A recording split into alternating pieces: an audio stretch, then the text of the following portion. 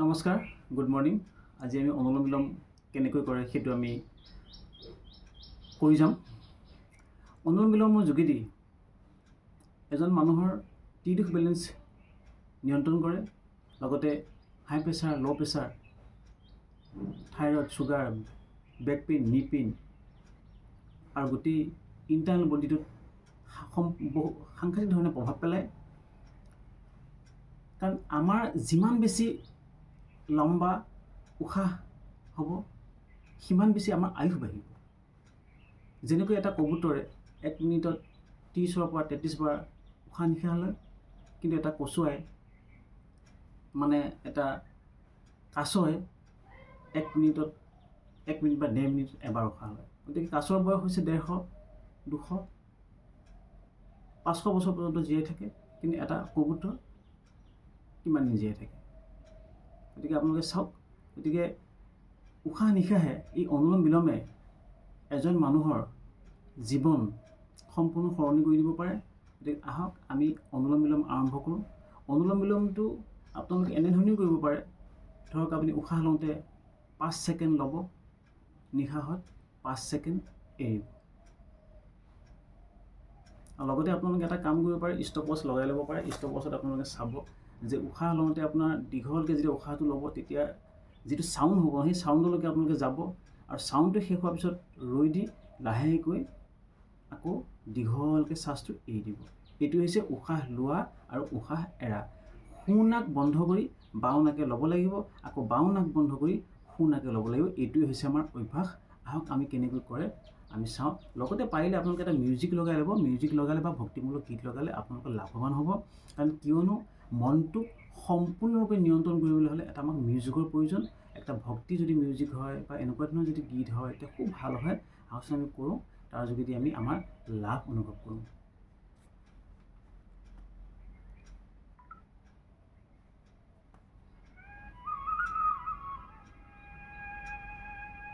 পোন হৈ বহি ল'ব, ৰাজহাড় পোন হৈ বহি ল'ব। এক ধ্যানে এক চিত্তে কৰাৰ চিন্তা কৰিব। আমি 5 মিনিট কৰিম, 5 মিনিটৰ 7 মিনিট কৰাৰ চেষ্টা কৰিম।